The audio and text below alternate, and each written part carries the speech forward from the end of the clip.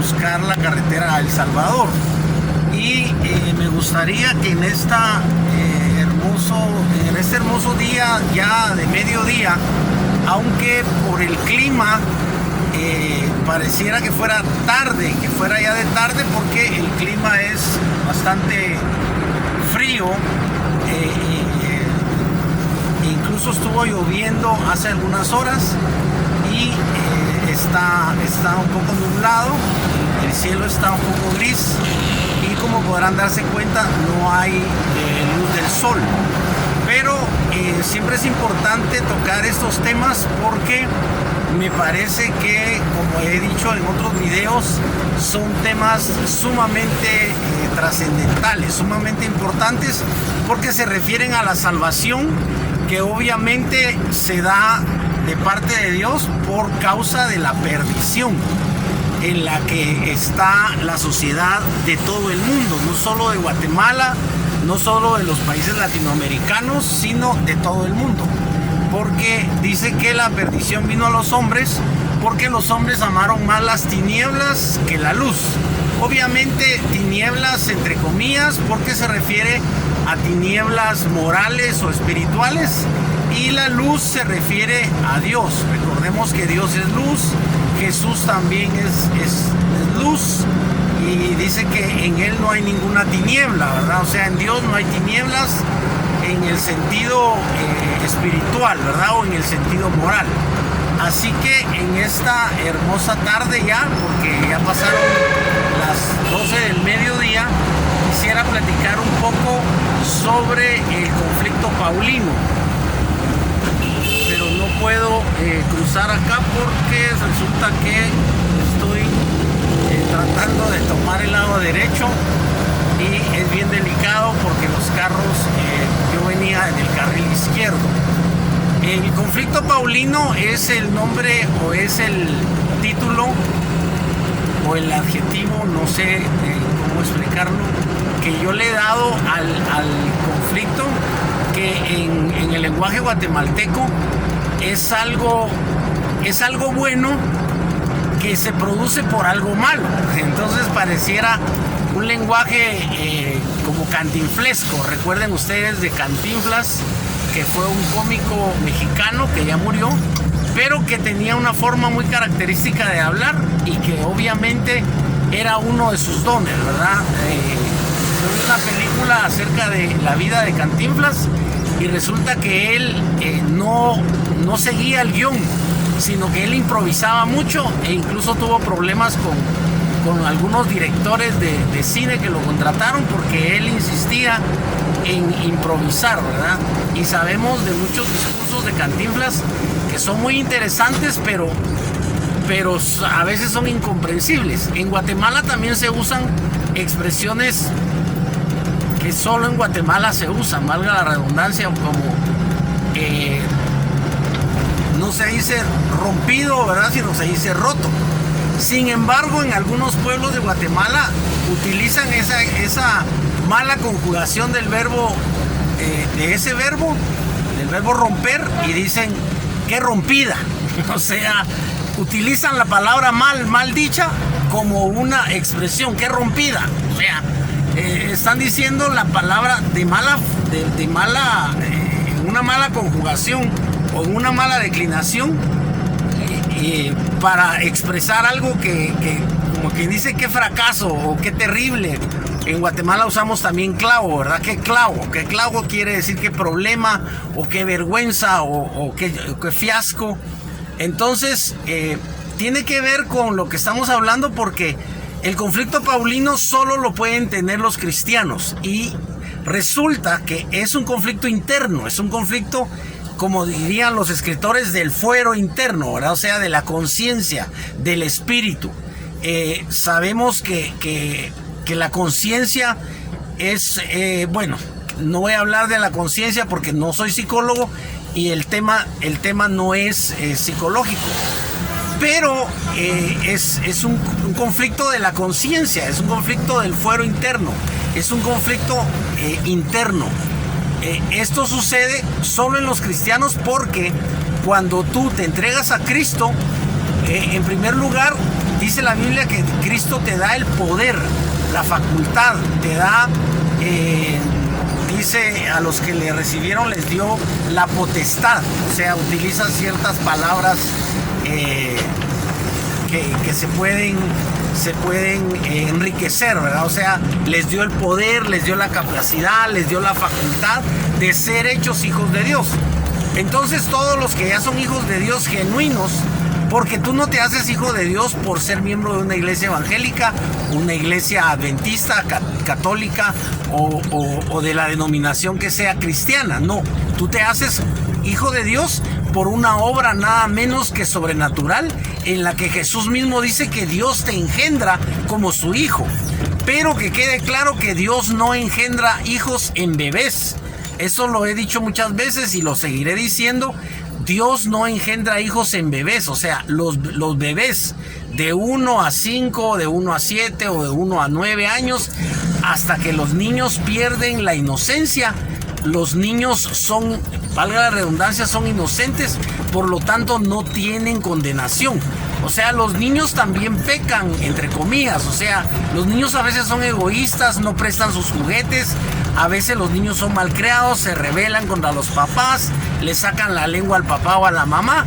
Pero los niños son inocentes. Los niños realmente sí son como angelitos, ¿verdad? O sea, los niños, si alguien muere de bebé o de niño, de niño de 5 años, de 4 años, de 3 años, obviamente no se condena, porque la condenación, viene a raíz de que tú pierdes la inocencia y que adquieres la conciencia. Es importante, parece que las palabras tienen relación. Adquieres la conciencia del bien y del mal. Recuerden que el fruto del árbol era del conocimiento del bien y del mal. O sea, que Adán y Eva no conocían el bien y el mal. Ellos actuaban bien siempre. Ellos actuaban bien, solo tenían actividades buenas. O sea, Adán tenía la tarea de ponerle nombre a los animales. Fue una tarea que Dios le dio, era una tarea buena. Adán tenía la tarea de cuidar el huerto, también era una tarea buena, de vigilar. Pero en determinado momento, no sabemos por qué, no estaban juntos. Eva estaba separada de Adán. La Biblia no dice por qué, ¿verdad? Es probable que no estuvieran peleando porque ellos no conocían el mal. O sea, ellos realmente eran incapaces de pelear. Tal vez seguramente había algunas cosas de la actitud de Eva que Adán no comprendía, pero no sabemos cómo era la relación de ellos. Creemos que era una relación muy sana, porque ellos eran como niños, eran inocentes. Recuerden que estaban desnudos y no sentían vergüenza. Ellos tenían relaciones porque era normal que al acercarse, al abrazarla, perdonen la expresión, Adán tuviera una erección, ¿verdad? Porque estas charlas son para adultos, entonces puedo libremente hablar de eso. Entonces tenían relaciones. Recuerden ustedes que el pecado no fue la relación sexual. Eso es un asunto completamente de la teología católica. Pero el punto es que cuando ya Adán y Eva pecan, entonces ya tienen conciencia del bien y el mal.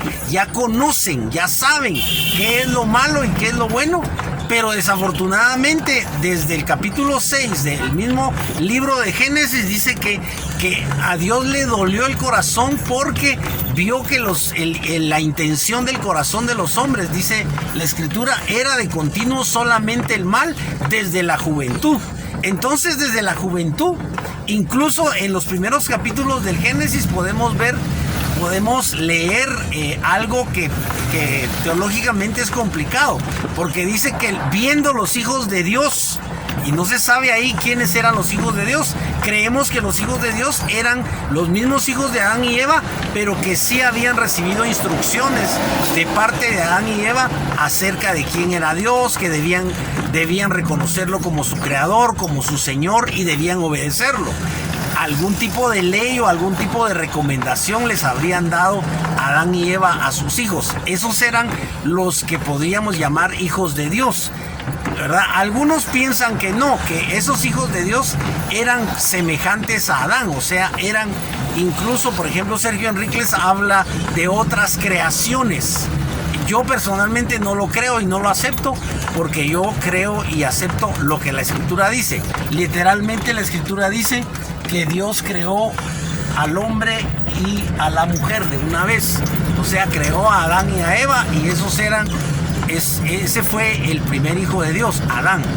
Entonces, el punto es que ahora, cuando el postrer Adán, que es Cristo, hace una nueva creación, hace una nueva criatura. Recuerden ustedes que el apóstol Pablo se refiere a esa nueva criatura como una criatura que está hecha conforme a la imagen de Jesucristo. Recuerden que eso está en la epístola a los Romanos, que es una epístola muy importante que escribe el apóstol Pablo, y que los que la han leído y la han estudiado reconocen que es una epístola muy importante, muy profunda, y además explica muchas cosas acerca de la salvación, acerca de la fe, acerca de la justicia. Allí en la epístola a los Romanos es donde dice que no hay justo ni a uno, que no hay quien busque a Dios, que todos a una se hicieron inútiles. Bueno, entonces dentro de las cosas que están en la epístola a los Romanos aparece lo que yo llamo el conflicto paulino. Eso aparece en el capítulo 7. ¿A qué se refiere el capítulo 7? Pablo concluye con unas palabras impactantes, porque él dice, porque hallo esta ley, que el mal está en mí. Y luego Pablo dice, miserable hombre de mí, ¿quién me librará de este cuerpo de muerte? Porque Pablo hace un análisis acerca de las intenciones, de la conciencia de él, o de las intenciones, por así decirlo. Recuerden ustedes que las decisiones se generan internamente, o sea, se generan en la mente o se generan en el corazón. Por ejemplo, yo tengo sed. Entonces se genera en mi mente la decisión de ir y buscar un vaso, e ir y buscar agua potable y beber todo lo que yo necesito para saciar mi sed, ¿verdad? Eso es una decisión intelectual. Pero por ejemplo, si yo estoy casado y resulta que mi mejor amigo me ha contado que mi esposa, como decimos en Guatemala, me está quemando el rancho, que ustedes ya saben que es una expresión en guatemalteca que quiere decir que mi esposa me está siendo infiel. Entonces yo no tengo solamente un conflicto mental, y no solamente tomo una decisión mental, sino tengo un conflicto emocional, ¿verdad? Que es diferente. Algunos piensan, porque los científicos lo han demostrado, algunos piensan que los sentimientos son simples combinaciones químicas del cerebro, y que están como también relacionadas con la segregación de algunas hormonas, ¿verdad? Por ejemplo, la adrenalina y hormonas así. Pero yo en lo personal pienso que los sentimientos sí está involucrada la mente, pero los sentimientos no se generan en la mente. En mi opinión, los sentimientos se generan en el corazón. Por supuesto, no en el corazón como músculo que bombea la sangre. Recuerden ustedes que el término corazón tiene varias acepciones. El corazón, digamos, ustedes pueden hablar del corazón del durazno. ¿Y cuál es el corazón del durazno? Es esa semilla dura del durazno. O sea, el término corazón tiene cientos de acepciones. Así que el término corazón no se refiere en el hombre solo al músculo que bombea la sangre, sino se refiere al centro de las emociones. ¿Dónde amas? Tú no amas con la mente. Incluso dice que el amor es ciego. Entonces, el amor es ciego, y cuando tú lees la definición del amor que está en 1 Corintios 13, encuentras que el amor no es un fenómeno de la mente. Tú sí decides tú amar, porque tienes la capacidad de amar. O sea, bíblicamente hablando, tú puedes amar a tus enemigos, porque Cristo nos enseña que hay que amar al enemigo. Entonces, solo es una decisión. Tú tienes que decidir amar a tu enemigo. Y no es difícil. Lo que pasa es que no tomamos la decisión. O sea, nosotros lo consideramos imposible porque nosotros mismos lo hacemos imposible. Recuerden ustedes que la fe consiste en creer que se puede hacer lo posible, lo imposible. O sea, es imposible mover una montaña, y es imposible ordenarle a la montaña que se eche al mar, ¿verdad? Pero sin embargo, de eso se trata la fe. Ahora, yo no lo he logrado, pero he logrado ciertas cosas de fe. Y una de ellas, por ejemplo, es esta. ¿Cómo es que yo me pongo a hablar acerca de Dios cuando voy manejando? Es un acto de fe, porque definitivamente yo creo firmemente, o sea, es una prueba de mi fe. Yo creo firmemente que lo que estoy diciendo es trascendental. ¿Y de qué estoy hablando? Estoy hablando de lo que dice Pablo. Pablo dice, porque hallo esta ley en mis miembros, que el mal está en mí. Dice que lo que hay en mis miembros, el mal que está en mí, porque él descubre que el mal está en él. Y al decir él que el mal está en él, está descubriendo que el mal está en mí también, en José Arroyo. En José Arroyo está el mal, pero el problema es que el mal también está en ti. Y lo que tienes que hacer es reconocer que la que tiene razón es la Biblia. Tú no tienes la razón. La Biblia es la que tiene la razón. ¿Por qué es que Pablo tiene la razón? Porque Pablo fue un apóstol que no conoció a Cristo como Pedro. No anduvo como Pedro, como Marcos, como Mateo. No anduvo con Jesús. Pablo era enemigo de los cristianos y lo que hacía era que él obtuvo cartas de los principales de la sinagoga, de los principales del Sanedrín, y él tenía poder.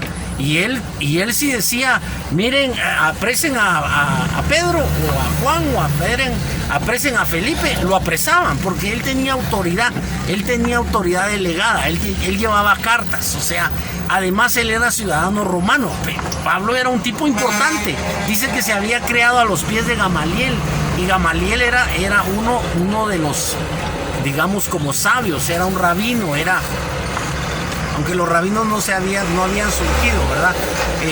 En sí recuerden que a Jesús le decían rabí, pero un amigo mío me estaba contando que en sí los rabinos surgieron después de Cristo, como 2 o 3 siglos después de Cristo, pero sí había rabíes, o sea, maestros, porque eso significa. Entonces,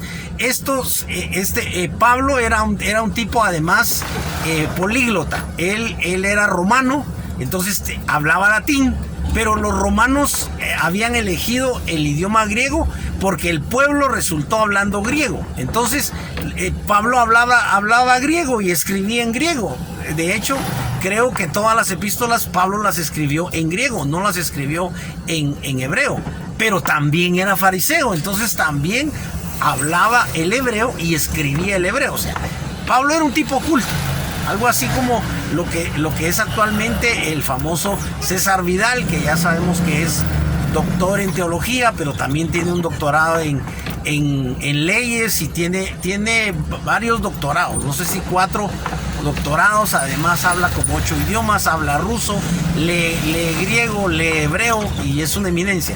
El caso es que Pablo, el Señor cuando llamó a Pablo, dijo claramente, le dijo creo que a Ananías, le dijo, ve con Pablo y ora por él, porque Ananías no quería, porque le dice, Señor, pero es que este Pablo es el que persigue a los cristianos y los encarcela o les da muerte, y yo tengo miedo porque me puede matar, ¿verdad? O sea, me puede mandar a encarcelar y me puede condenar a muerte, porque Pablo tenía la autoridad.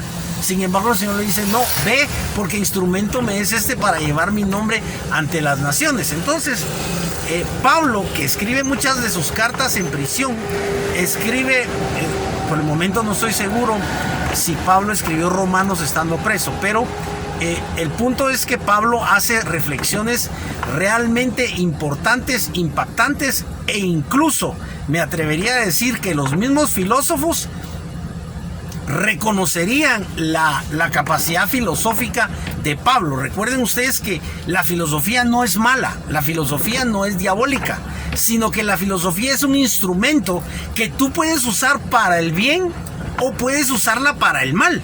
Entonces la filosofía en sí no es ni mala ni buena. El que está inclinado al bien o al mal eres tú. Entonces es como que yo te dijera, un cuchillo no es malo ni bueno. Un cuchillo en las manos de una cocinera, en las manos de tu esposa o en las manos de tu mamá, es un instrumento que va a ser usado para cocinar, o sea, para cortar el pollo, para cortar, no sé, el puyazo, qué sé yo. Pero el cuchillo en las manos de un asesino es para matar. es para hacer algo malo, para quitarle la vida tal vez a un niño o a un adolescente o a una mujer. Eso en sí el instrumento es incapaz, porque es una cosa inanimada. El instrumento en sí no es malo ni bueno. El malo o el bueno eres tú. Entonces el uso que tú le des al cuchillo es lo que determina que eso se vuelva malo o se vuelva bueno. Entonces Pablo dice, hay esta ley que yo quiero el bien, pero no hago el bien que quiero, sino el mal que no quiero. O sea, había algo, pero no se sabe qué es, que Pablo también hacía como hacemos nosotros, porque yo no les puedo decir a ustedes que yo soy perfecto, sería la mentira más grande. No hay nadie que sea perfecto moralmente, porque obviamente físicamente yo ya estoy viejo, se dice en Guatemala, ¿verdad? Ya estoy pasado de años y ya estoy canoso, estoy arrugado, y pues solo Dios sabe si voy a vivir hasta los 70 o los 80 años, ¿verdad? De hecho, ya mi voz, ustedes pueden oír que mi voz ya no es la voz de un joven de 20 años, ya mi voz es la voz de un abuelo. Entonces, pero el punto es que Pablo dice, hay esta ley que el mal está en mí, y luego pregunta, ¿quién me librará de este cuerpo de muerte? Así que yo le titulé o le etiqueté a este conflicto, que está explícitamente bien explicado en el capítulo 7 de la Epístola a los Romanos, lo etiqueté como conflicto paulino. ¿Cuál es el conflicto paulino? Repito, solo lo puedes tener si tú eres cristiano. Si tú eres cristiano, se debe a que Cristo mora en ti. Si Cristo mora en ti, se debe a que en algún momento de tu vida adulta, tú conscientemente le pediste a Cristo perdón, le pediste a Dios perdón por tus pecados, y le pediste concreta y conscientemente que por favor te perdonara, pero que también entrara en tu vida, que también morara en ti, que también tú te entregabas a Él, te rendías a Él. Esto es importante, es un acto de fe, porque lo dice también la Epístola a los Romanos. Si confesares con tu boca que Jesús es el Señor y creyeres en tu corazón. Y también recuerden que está en Juan 3:16 y 17, el que dice en Juan 3:16, mas la dádiva de Dios es vida eterna en Cristo Jesús. El que en Él cree, dice, no es condenado, mas el que no ha creído ya ha sido condenado. Y creer no es una acción como telepática. Creer no es pensar. Creer es una acción más allá de pensar. Creer está relacionado con actuar. Siempre que tú crees, por ejemplo, si tú le metes a un niño que él es Superman y que él puede volar, el niño te lo cree. Y el niño puede cometer el error de tirarse desde la terraza y se mata. Porque él cree que es Superman y él cree que puede volar. Entonces, solo el adulto sabe que es imposible que una persona vuele. Por eso es que los padres no le meten a los niños en la cabeza que ellos son Superman o que ellos son el hombre araña y que se pueden subir a la terraza y se pueden tirar, y que pueden tirar telarañas como Spider-Man. O sea, los padres son cuidadosos en ese sentido. Los padres pueden jugar con el niño a que lo cargan y que lo hacen volar, pero los padres cuidan de no hacerle creer a los niños que ellos pueden volar, porque el problema es que si el niño tiene 5 años, el niño lo cree y de repente se tira de la terraza y se mata, porque el niño no puede volar. Pero el problema, recuerden ustedes, que es la fe. O sea, el niño tiene fe. Para el niño no es difícil. Si el papá le dice, mira, hoy a las 12 de la noche no te vayas a dormir porque yo voy a regresar y te voy a venir a traer para que vayamos a jugar, el niño no se duerme esperando al papá. Y tal vez el papá le mintió y el niño no se duerme hasta que no llega el papá, y resulta que el papá no llega y el niño se pasa en vela toda la noche, a menos que el sueño lo duerma el sueño. El punto es que el conflicto paulino tú lo tienes porque nada menos que has recibido a Cristo. Ahora, cuando tú recibes a Cristo, resulta que tú te conviertes en templo de Dios. Recuerden que Pablo mismo dice, eso se lo dijo Pablo a los atenienses, pero no en las epístolas, sino que lo dijo y lo anotó el doctor Lucas en el libro de Hechos. cuando está Pablo haciendo un discurso en el Areópago, que recuerden ustedes que era una especie de teatro donde se reunían los filósofos o donde se reunían para oír a un filósofo. Entonces ahí Pablo dice, Dios no habita en templos hechos de manos humanas, porque dice que siendo Dios no necesita de nada. O sea, Pablo les explica a los atenienses que Dios, el Dios supremo, que para los atenienses pues era Zeus, ¿verdad? Pero Pablo cuida de no decir que es Zeus, porque Pablo dice, viendo todos los altares que ustedes tienen, hay un altar que está vacío, o sea, no tiene ninguna imagen, y dice el altar al Dios no conocido. A este Dios, dice Pablo, es de quien yo les quiero hablar, de este Dios invisible. Entonces dice, siendo el creador de los cielos y de la tierra, no tiene necesidad de nada. Pero él dice, no habita en templos hechos de manos humanas. Y luego Pedro, cuando nosotros leemos y estudiamos la epístola de Pedro, nos dice vosotros como piedras vivas, habla de la gente, de ustedes y de mí, de ti y de mí. Dice, vosotros como piedras vivas, sed edificados para morada de Dios en el Espíritu. O sea, para que Dios cumpla su promesa de habitar con el hombre. Y Dios cumple su promesa de habitar con el hombre en primer lugar en el tabernáculo en el desierto. Después ustedes saben que ese tabernáculo lo estuvieron llevando 40 años a través del desierto por la desobediencia. Dios les da, entre comillas, el castigo de que no pueden entrar a la tierra prometida, sino de ahí viene la expresión judío errante, porque tuvieron que estar errantes 40 años. Y todos los que salieron de Egipto murieron, y dice que los que entraron ya no eran los que salieron, los que entraron eran los hijos de los que salieron. La cosa es que entran después de 40 años, y ustedes tal vez saben la historia, es un poco larga, no la puedo contar. El caso es que llega el momento en el que edifican el templo de Salomón, y ese mismo, la misma arca, o el mismo arca del pacto, ¿verdad? El arca del pacto está en manos del rey David, y el rey David la tenía en una tienda, y después se la da, sí se la da porque le queda a su hijo Salomón, que es el rey, nada menos que el rey, uno de los reyes más sabios, ¿verdad? Porque hubo otros reyes sabios en otros países, en otras regiones, hubo sabios. El caso es que Salomón también puede poner el arca en el templo que él hizo.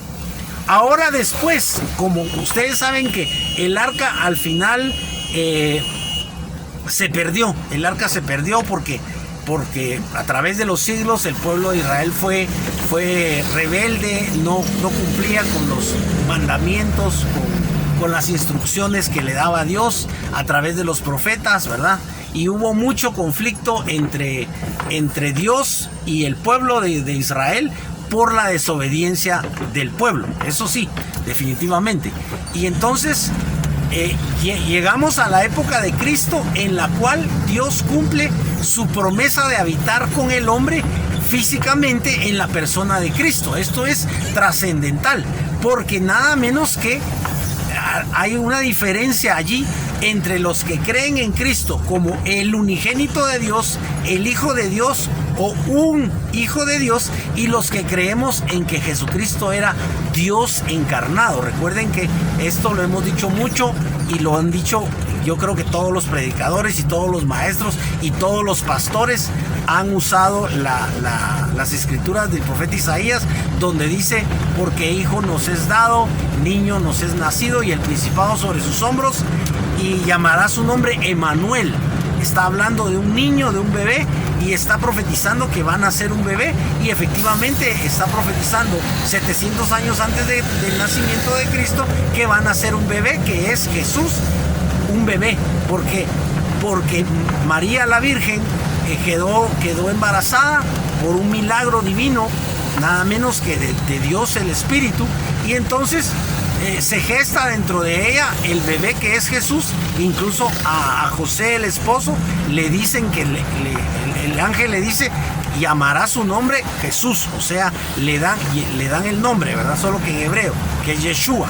Entonces el niño se va a llamar Yeshua, se va a llamar Jesús. Esa es la traducción al español, pero el niño realmente se llamaba Yeshua. Recuerden que Joshua es otro nombre parecido, que es Josué, pero es Yeshua. Así que Jesús se iba a llamar Yeshua en hebreo, porque el niño era hebreo. Entonces, en Jesús, Dios cumple su promesa de habitar con el hombre. Pero como Jesús era un hombre de carne y hueso, que se creía, entre comillas, se creía que era el unigénito de Dios, y se creía que era un rabino y un profeta, y nada menos que Jesús se creía que era anterior a Moisés, porque les dice en un momento dado a los judíos y a todos los que le escuchan, les dice, pero si antes de Moisés yo ya era. Entonces, por eso es que los judíos le dicen, no, hombre, este hombre está loco. ¿Cómo es posible que, recuerden que les dice, si no comen mi carne y beben mi sangre, no van a tener vida en ustedes? Por eso es que ellos, como lo tomaron literal, dijeron, nosotros no somos caníbales. O sea, este hombre está loco. Tildaron a Cristo de loco, y además el problema no fue solo que lo tildaran de loco, sino que lo tildaron de blasfemo. Entonces eso sí era muy serio, porque la blasfemia es un pecado terrible, es hablar contra Dios, y para ellos esto era uno de los pecados, por así decirlo, capitales. Entonces condenaron a Cristo a muerte, y Dios en cierta forma había cumplido su promesa de habitar con el hombre, pero el hombre, por así decirlo, no quiso a Cristo, lo mataron, y por eso es que Juan escribe, dice, a los suyos vino, mas los suyos no le recibieron. Y Pablo en diferentes circunstancias dice, mataron al autor de la vida. O sea, los evangelistas y los apóstoles declaran que mataron al autor de la vida. O sea, al mismo Dios que se hizo hombre, que se humanizó en Jesucristo, porque después en Hebreos, que es probable que la epístola sea escrita por Pablo, pero no lo saben, ¿verdad? El caso es que dice en Hebreos que Jesús es la imagen de la sustancia de Dios. Este Jesús, para terminar, porque ya me alargué mucho, este Jesús mora en ti, y al morar en ti, entonces te cambia la vida, porque dice que crea una nueva criatura dentro de ti. Así que cuando tú recibes a Cristo, recibes la nueva naturaleza, que es que tú te vuelves hijo de Dios. Y como hijo de Dios, entonces tú te vuelves sensible, esto entre comillas también, o con mayúscula, como quieras verlo, te vuelves sensible a lo que es malo. Y entonces ya no solamente sabes que es malo matar, sino te sientes en tu corazón. Si tú quieres matar a alguien, sientes que lo que vas a hacer es malísimo. O si tú quieres pegarle a alguien, o si tú quieres maldecirlo, o si tú quieres, por ejemplo, atropellarlo, o si tú quieres robar, o en el caso de los que están casados, quieres meterte con otra mujer, ¿verdad? Tal vez en tu trabajo, tal vez tú eres un hombre casado joven, y tal vez eres apuesto, como dicen las mujeres, y resulta que hay una compañera de trabajo que, como decimos en Guatemala, te lleva ganas, o sea, está enamorada de ti, y tú cedes a la tentación. Pero cuando tú vas a ceder a la tentación, hay un conflicto, que es el que yo estoy tratando de explicar, el conflicto paulino. Hay un conflicto en ti porque tú eres cristiano y Cristo está en ti, y dice la Biblia que Dios te redarguye. O sea, el conflicto viene porque Dios, en cierta forma, como que encendiera una alarma, una alarma que te está diciendo, no hagas eso, no hagas eso. Como las alarmas de los incendios, ¿verdad? Que tal vez no hay incendio, pero ya hay humo. Entonces la alarma capta el humo y comienza a sonar, porque si hay humo es probable que haya fuego. Y el trabajo de la alarma es avisar. Entonces ese conflicto paulino es bueno, pero como repito, viene de algo malo. ¿Qué es? Lo malo viene de tu actitud mala, porque el conflicto paulino no lo vas a tener si tú no haces el mal. O sea, si tú, aunque seas tentado, eres casado, y aunque seas tentado por otra mujer, tú la rechazas, aunque ella te diga que tú eres homosexual, porque las mujeres actúan así. A mí ya me pasó, ¿verdad? Una muchacha joven quería tener relaciones conmigo, y yo le expliqué, y por más que le expliqué que yo soy predicador, que soy como si fuera pastor, que soy maestro en Biblia, que Yo estuve unido muchos años y la mujer con la que estuve unido ya ni vive en Guatemala, ella vive en los Estados Unidos y terminó eso hace muchos años. Entonces yo soy un hombre soltero, pero le dije que no. Y ella lo que hizo fue reaccionar mal y me dijo que lo que pasaba era que yo era homosexual y cosas así. Pero no importa, lo importante es que yo no pequé con ella. Y entonces cuando tú sí pecas, si tú cedes al pecado y eres genuinamente cristiano, entonces se da el conflicto paulino. Así que esta mañana, que es casi tarde, yo te invito a que tú, si no tienes el conflicto paulino, se debe a que tú realmente no eres hijo de Dios. Pero si tú tienes una tentación y quieres caer en la tentación y hay un redargüimiento, o sea, hay una llamada de atención dentro de ti, en tu conciencia, no es en tu mente, es en tu conciencia, porque recordemos que en esta parte, en el torso, es donde está tu espíritu. Tu espíritu no está acá, tu espíritu está en esta área, porque la escritura es clara cuando dice, hijo mío, dame tu corazón. La escritura no dice, hijo mío, dame tu mente. La escritura dice, hijo mío, dame tu corazón. Y también Jesús no dijo, porque de la mente salen los malos pensamientos. Jesús dijo que del corazón, que no era lo que entraba, lo que contaminaba, sino lo que salía. Y Jesús fue claro cuando dijo, porque del corazón salen los malos pensamientos. O sea, como que si el corazón también piensa, pero el corazón es complejo. El corazón, desde el punto de vista bíblico, es una parte de tu alma, es el centro emocional, es donde tú tomas las decisiones afectivas.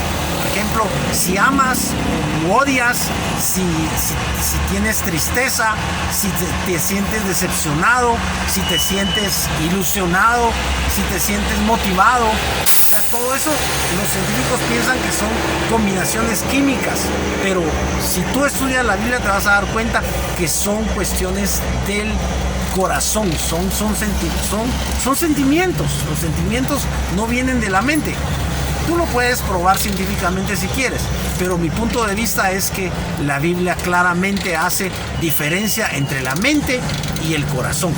Algunos teólogos incluso dicen que cuando la Biblia está hablando de mente o de corazón, está hablando de la misma cosa.